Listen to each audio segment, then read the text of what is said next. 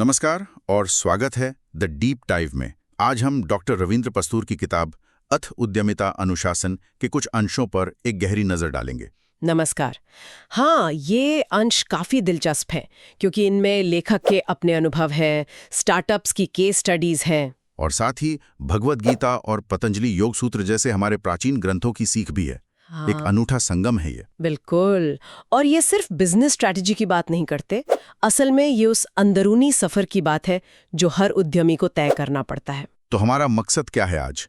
श्रोताओं को क्या मिलेगा? देखिए, मकसद है उद्यमिता की दुनिया को थोड़ा और गहराई से समझना।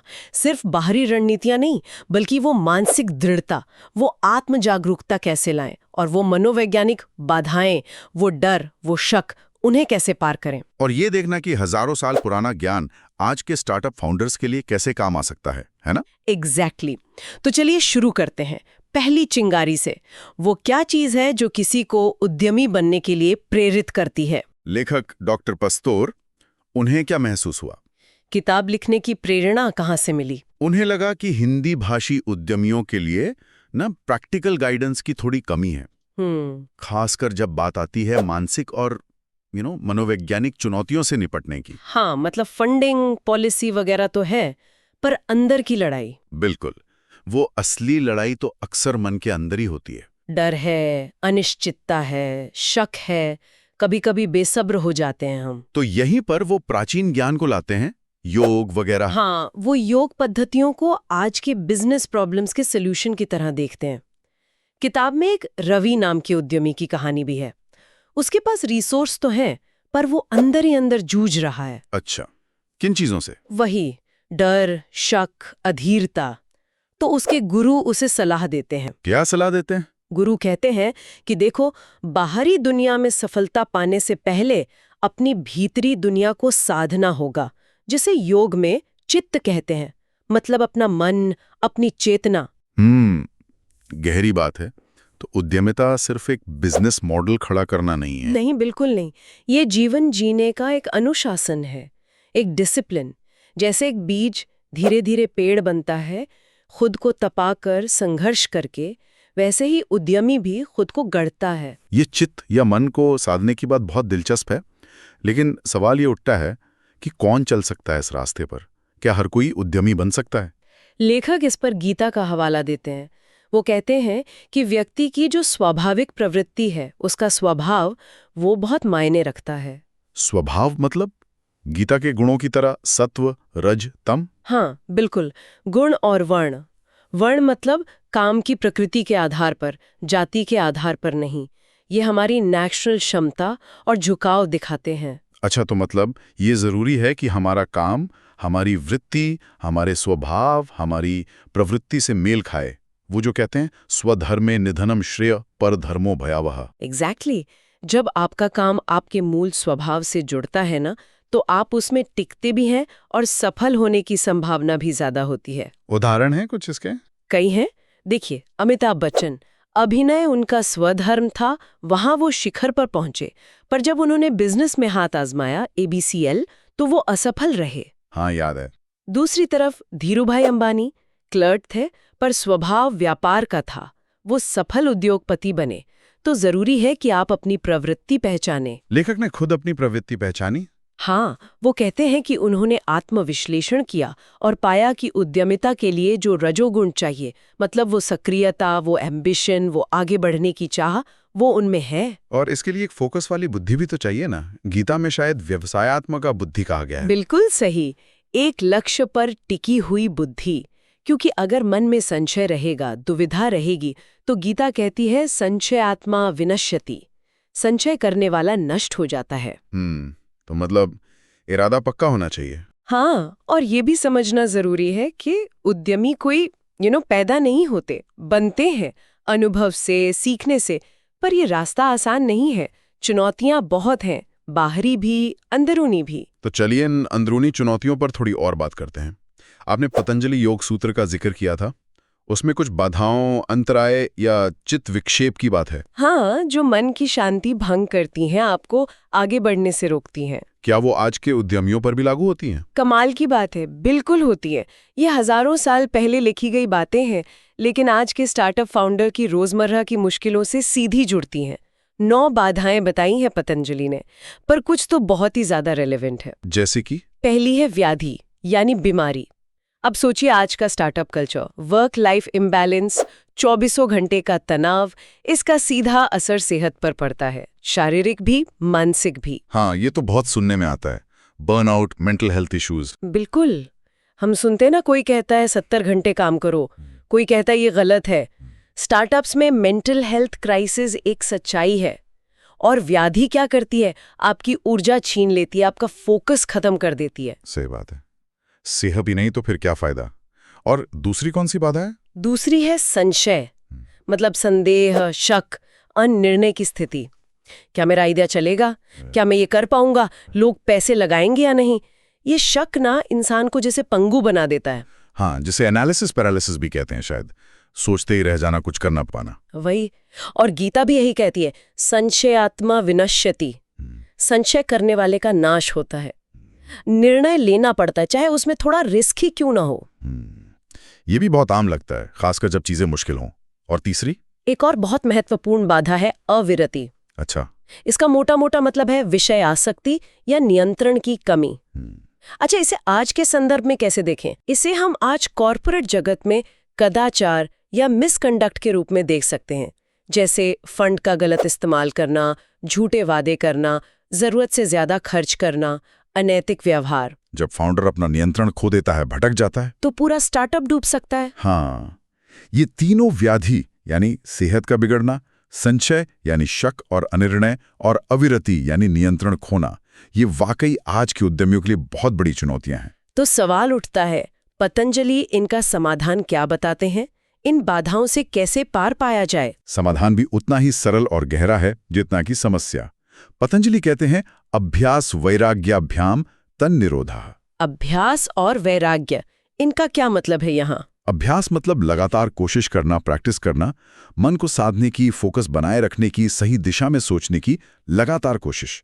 और वैराग्य? वैराग्य का मतलब तो लोग अक्सर समझते हैं कि सब कुछ छोड़ छाड़ देना, उदासीन हो जाना। हाँ, ये आम गलत फहमी है, पर योग में खासकर इस संदर्भ में वैराग्य का मतलब आलस्य या उदासीनता नहीं है। इसका मतलब है अनासक्ति, डिटैचमेंट। अनासक्ति मतलब आप अपने काम में, अपने स्टार्टअप में पूरी मेहनत करें, पूरी लगन से जुटें, पर उसके नतीजे से खुद को बहुत ज्यादा न जोड़ें। सफलता मिले तो अहंकार में न उड़े, असफलता मिले तो गहरे दुख में न डूब जाएं। अच्छा, मतलब काम पर फोकस, नतीजे पर कम। हाँ, एक तरह से अपने स्टार्टअप को, अपने काम को खुद से थोड़ा अलग करके देखना, ये समझना कि आप सिर्फ आपका स्टार्टअप नहीं है, उससे बढ़कर है। ये मानसिक संतुलन बनाए रखने में बहुत मदद करता है। और ये समझ कैसे आती है? ये लगातार अभ्यास से ही गहरी होती है। जैसे कोई विज्ञापन हम बार बार देखते हैं तो वो हमारे अवचेतन मन में बैठ जाता है ना। हाँ। वैसे ही अभ्यास और वैराग्य को जीवन में उतारने से ये हमारी आदत बन जाती है। ये तो हुई अंदरूनी लड़ाई और उसे जीतने की तरीके की बात। लेकिन स्टार्टअप की दुनिया में आजकल कुछ मंत्र बड़े पॉपुलर हैं, जैसे फेल फास्ट, जल्दी असफल हो जाओ। क्या लेखक इससे सहमत है? नहीं, और ये किताब का बहुत ही दिलचस्प पहलू है। लेखक इस फेल फास्ट मंत्र को चुनौती देते हैं। अच्छा, क्यों?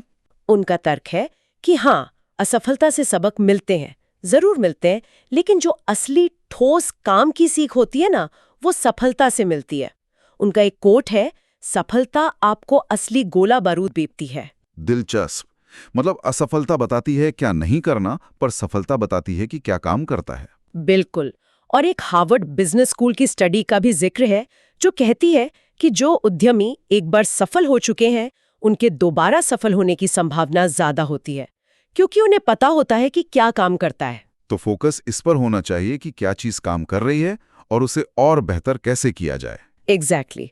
और इसी से जुड़ी एक और बात है, लीन सिद्धांत अपनाना, लीन प्रिंसिपल्स। इफ लीन मतलब? हाँ, कम संसाधनों में ज्यादा काम करना, हर चीज पर सवाल उठाना। क्या हमें वाकई इतनी बड़ी टीम चाहिए अभी? क्या इतना सारा फंड अभी जरूरी है? क्या ये फैंसी ऑफिस लेना ही पड़ेगा? हाँ, सुना है कई बड़ी कंपनियां गैराज से शुरू हुई हैं। वही लेखक इसे कहते हैं कम भार अपनाना, मतलब बेवजह का बोझ इकट्ठा ना करें। कम भार, किस तरह का बोझ? जैसे बहुत लंबे लंबे कॉन्ट्रैक्ट्स में बंध जाना, जरूरत से ज्यादा कर्मचारी रख लेना, बहुत जल्दी कोई परमानेंट फैसला ले लेना जिसे बाद में बदलना मुश्किल हो, बहुत ज्यादा मीटिंग्स करना, बहुत जटिल प्रोसेस बना देना, ऑफिस की पॉलिटिक्स, ये सब बोझ है। और कम भार रखने का फायदा? फायदा ये कि आप ज्यादा लचीले रहते हैं, फुर्तीले। अगर बाजार बदला या आपको लगा कि दिशा बदलनी है तो आप आसानी से बदल सकते हैं। बोझ कम होगा तो मुड़ना आसान होगा। समझ गया। अच्छा, एक और चीज जो स्टार्टअप्स में बहुत होती है, लंबी चौड़ी बिजनेस प्लानिंग और एग्जिट स्ट्रैटेजी पे बहुत फोकस रहता है। इस बारे में लेखक का क्या कहना है? लेखक ना बहुत लंबी अवधि की, बहुत डिटेल प्लानिंग को लेकर थोड़ा संशय दिखाते हैं। क्यों? प्लानिंग तो जरूरी है ना। जरूरी है, पर उनका मानना है कि योजनाएं अक्सर सिर्फ अनुमान होती हैं, गेसवर्क, क्योंकि बाजार इतनी तेजी से बदलता है कि आपके महीनों पहले बनाई योजना शायद आज उतनी कारगर ना हो। जरूरत से ज्यादा डिटेल प्लानिंग आपको कठोर बना सकती है, आपकी अडेप्ट करने की क्षमता कम कर सकती है। तो फिर क्या करें? बिना प्लान के काम करें? नहीं, प्लान हो पर लचीला हो, और बेहतर है कि आप निर्णय तब लें जब कार्रवाई करनी हो, बहुत पहले से सब कुछ पत्थर की लकीर न बना दें। ठीक है। और वो एग्जिट स्ट्रैटेजी वाली बात, हर कोई सोचता है यूनिकॉर्न बनेंगे, कंपनी बेच देंगे। लेखक कहते हैं कि निकासी रणनीति पर बहुत ज्यादा ध्यान देने के बजाय आपको प्रतिबद्धता रणनीति पर ध्यान देना चाहिए। प्रतिबद्धता रणनीति? हाँ, सोचिए, अगर आप शुरू से ही कंपनी बेचने के इरादे से बना रहे हैं तो आपका फोकस किस पर होगा? ग्राहकों पर या संभावित खरीदारों पर? जाहिर है खरीदारों पर। इससे आपकी प्राथमिकताएं बिगड़ सकती हैं। बात तो सही है। और क्या सिर्फ पैसा कमा लेना, कंपनी बेच देना ही आपको असली संतुष्टि देगा? लेखक कहते हैं कि अक्सर जो लोग अपनी कंपनी बेच देते हैं वो बाद में उस बिजनेस को, उस काम को बहुत याद करते हैं। तो सलाह क्या है? सलाह है, एक अच्छी टिकाऊ चीज बनाइए, ग्राहकों के लिए वैल्यू क्रिएट कीजिए और उसे जारी रखने पर ध्यान दीजिए। बेचने का मौका आएगा तो देखा जाएगा, पर उसे पहला लक्ष्य मत बनाइए। ये वाकई सोचने वाली बात है। मतलब पारंपरिक स्टार्टअप ज्ञान से थोड़ा हट कर रही है। प्रतिबद्धता पर जोर, सफलता से ज्यादा सीखना, कम भार रखना। अच्छा, अब थोड़ा टीम और आपसी व्यवहार पर आते हैं। ये भी एक बड़ी चुनौती है। सह संस्थापकों के बीच झगड़े तो बहुत आम है। हाँ, बहुत आम है। एक लेखक है नोम वॉसरमैन, वो इसे संस्थापक की दुविधा, फाउंडर्स डायलेमा कहते हैं, कि अकेले चलें या किसी को साथ लाएं। को फाउंडर, इन्वेस्टर, एम्प्लॉय, ये हमेशा एक बैलेंस होता है। कंट्रोल चाहिए या रिसोर्स। और अक्सर गलत फैसले हो जाते हैं। बिल्कुल, और कई स्टडीज बताती हैं कि स्टार्टअप्स के फेल होने में ना टेक्नोलॉजी या मार्केट की दिक्कतों से ज्यादा लोगों के बीच की समस्याएं जिम्मेदार होती हैं। भूमिका क्या होगी, हिस्सेदारी कितनी होगी, अधिकार किसके पास ज्यादा होगा, इन सब पर टकराव होते हैं। तो यहाँ भी क्या पतंजलि का कोई मार्गदर्शन है? आपसी व्यवहार को कैसे सुधारा जाए, मनमुटाव से कैसे बचा जाए? हाँ, बिल्कुल है। पतंजलि योग सूत्र 1.33 में एक बहुत ही अद्भुत सूत्र है जो आपसी व्यवहार और मन की शांति के लिए एक नक्शा देता है। कौन सा सूत्र है? सूत्र है मैत्री करुणा मुदितोपेक्षाणाम सुख दुख पुण्य अपुण्य विषयाणाम भावनातश्चित्त प्रसादनम। ये तो थोड़ा मुश्किल लग रहा है। आसान शब्दों में? आसान शब्दों में ये कहता है कि अगर आप अपना मन शांत और प्रसन्न रखना चाहते हैं तो आपको 4 तरह के लोगों के प्रति 4 खास तरह की भावनाएं विकसित करनी चाहिए। अच्छा, कौन सी 4 भावनाएं और किन लोगों के प्रति? पहली है मैत्री, यानी दोस्ती का भाव उन लोगों के प्रति जो सुखी है या खुश हैं। अक्सर क्या होता है, हम दूसरों की खुशी देखकर थोड़ा जलते हैं, ईर्ष्या करते हैं। पतंजलि कहते हैं नहीं, मैत्री भाव रखो, उनकी खुशी में खुश हो। ठीक है। दूसरी है करुणा, यानी दया या सहानुभूति का भाव उन लोगों के प्रति जो दुखी हैं या कष्ट में हैं। उन्हें देखकर सिर्फ अफसोस न करें बल्कि बिना किसी जजमेंट के उनकी मदद करने का भाव रखें। मैत्री खुश लोगों के लिए, करुणा दुखी लोगों के लिए। और तीसरी है मुदिता, यानी प्रसन्नता का भाव उन लोगों के प्रति जो पुण्यवान है, गुणवान है या सफल हैं। अक्सर हम सफल लोगों में कमियां ढूंढते हैं, उनकी आलोचना करते हैं। ये हमारे अहंकार से आता है। पतंजलि कहते हैं नहीं, उनकी अच्छाई और सफलता पर प्रसन्न होइए, उसे स्वीकार कीजिए। इससे न सिर्फ आपके रिश्ते सुधरेंगे, बल्कि आप खुद भी उनसे सीखेंगे, नेटवर्किंग बेहतर होगी। ये मुश्किल है पर जरूरी लगता है। और चौथी भावना? चौथी है उपेक्षा, यानी तटस्थता या अनदेखी का भाव उन लोगों के प्रति जो पापी हैं, अपुण्यवान हैं या गलत काम कर रहे हैं। उपेक्षा मतलब इग्नोर करना। हाँ, एक तरह से। मतलब न तो उनकी बुराई करें, न उनसे बहस में उलझें, न उनके बारे में सोचकर अपना मन खराब करें। अगर आप नकारात्मकता पर ज्यादा ध्यान देंगे तो आप उसे खुद में सोख लेंगे। बेहतर है तटस्थ रहें, उनसे मानसिक दूरी बनाए रखें और फालतू की बहसों से बचें। मैत्री, करुणा, मुदिता, उपेक्षा, सुख दुख, पुण्य अपुण्य के प्रति। बिल्कुल। अगर हम ये 4 सिद्धांत अपने बिजनेस में और अपनी निजी जिंदगी में अपनाएं, तो सोचिए हमारे रिश्ते कितने बेहतर हो सकते हैं और हमारा मन कितना शांत रह सकता है। ये वाकई बहुत प्रैक्टिकल सलाह है, खासकर आज के कॉम्पिटिटिव माहौल में जहां ईर्ष्या, आलोचना, दूसरों के दुख से उदासीनता आम है। अच्छा, अब थोड़ा सफलता की तरफ बढ़ते हैं। सफलता का पैमाना क्या माना जाता है आजकल? यूनिकॉर्न बनना, डेकाकॉर्न बनना, मतलब 1 बिलियन या 10 बिलियन वैल्यूएशन? किताब में इन सब टर्म्स का जिक्र है, मिनीकॉर्न, सुनिकॉर्न, यूनिकॉर्न वगैरह, लेकिन सिर्फ संदर्भ के लिए। लिंक्डइन की टॉप स्टार्टअप्स लिस्ट का भी उदाहरण है, जैसे ज़ेप्टो, ब्लू स्मार्ट। उनके फाउंडर्स की पृष्ठभूमि देखिए, सब अलग अलग हैं। तो मतलब कोई एक फिक्स्ड फॉर्मूला नहीं है सफलता का? बिल्कुल नहीं। लेखक यही जोर देते हैं कि सफलता सिर्फ वैल्यूएशन का एक नंबर नहीं है। तो फिर क्या है? स्टीव जॉब्स की बातें याद आती हैं कि जो करो उससे प्यार करो, लगे रहो, दूसरों की जिंदगी मत जियो। वो stay hungry, stay foolish, think different वाली बातें। हाँ, वो सब जरूरी है। आत्मविश्वास, जुनून, धैर्य, रिस्क लेने की क्षमता, ये सब चाहिए। और अपनी कहानी कहने की कला भी चाहिए, अपनी टीम को, अपने इन्वेस्टर्स को, अपने ग्राहकों को इंस्पायर करने के लिए। लेकिन इन सब से ऊपर शायद एक सवाल पूछना जरूरी है। कौन सा सवाल? वो जो लेखक कहते हैं, क्यों? हाँ, ये बहुत जरूरी है। मतलब खुद से पूछना, मैं ये क्यों कर रहा हूँ? मेरी असली प्रेरणा क्या है? मैं कौन सी वास्तविक समस्या हल कर रहा हूँ? क्या मेरा समाधान सच में लोगों के काम आ रहा है या सिर्फ देखने में कूल लगता है? क्या मैं सच में कोई वैल्यू ऐड कर रहा हूँ? क्या इससे लोगों के व्यवहार में कोई फर्क पड़ेगा? बिल्कुल। और क्या इसे करने का कोई और आसान तरीका है? और सबसे बड़ा सवाल, क्या ये सब वाकई इसके लायक है? मेरा समय, मेरी ऊर्जा, मेरा तनाव, क्या ये सब लगाना सार्थक है? लेखक कहते हैं कि अगर जवाब नहीं है तो शायद उस काम में और समय बर्बाद नहीं करना चाहिए। सही। ये सवाल आपको फोकस बनाए रखने में मदद करते हैं। तो अगर किसी को ये सब समझ आ गया और वो शुरू करना चाहता है तो कैसे करे? क्या कोई सही समय होता है शुरू करने का? लेखक कहते हैं कोई सही समय नहीं होता। ये सब बहाने होते हैं, अभी टाइम नहीं है, अभी पैसा नहीं है। अगर सच में इच्छा है तो आप रात में, वीकेंड पर समय निकाल सकते हैं। जरूरी नहीं कि आप तुरंत नौकरी छोड़ दें। तो बस शुरू कर देना है। हाँ, सबसे जरूरी है पहला कदम उठाना। छोटी शुरुआत करें। बड़े आइडियाज भी छोटे कदमों से ही हकीकत बनते हैं। वो कहते हैं ना, कुछ किए बिना ही जय जयकार नहीं होती। और एक और दिलचस्प सलाह है, अपनी खुजली खुद मिटाएं। मतलब कोई ऐसी चीज बनाए जिसकी जरूरत आपको खुद महसूस होती है।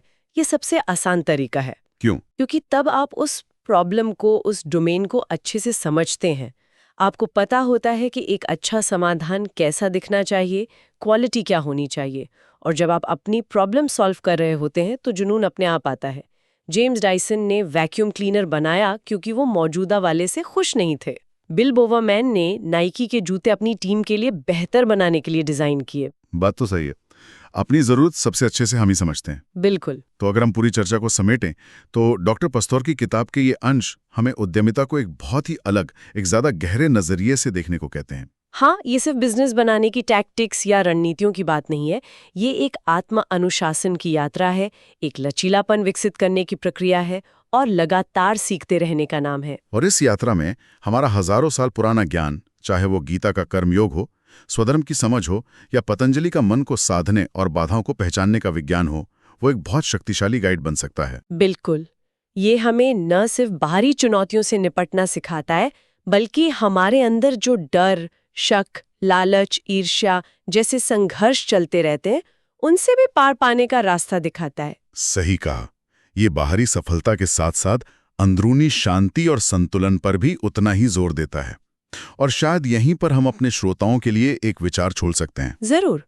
सोचिए, अगर आज का उद्यमी इन प्राचीन सिद्धांतों को, जैसे आत्म अनुशासन यानी अनुशासन, नतीजों से अनासक्ति यानी वैराग्य, और दूसरों के साथ नैतिक और सामंजस्यपूर्ण व्यवहार यानी स्वधर्म, और पतंजलि के वो 4 भाव मैत्री, करुणा, मुदिता, उपेक्षा, अगर इन सब को सचेत रूप से जानबूझकर अपने काम और जीवन में उतारे, तो क्या होगा? तो क्या ये न केवल उसके असफल होने की संभावना को कम करेगा, बल्कि शायद सफलता के जो मायने हमने बना रखे हैं, सिर्फ पैसा, सिर्फ वैल्यूएशन, क्या उन मायनों को ही मौलिक रूप से बदल नहीं देगा?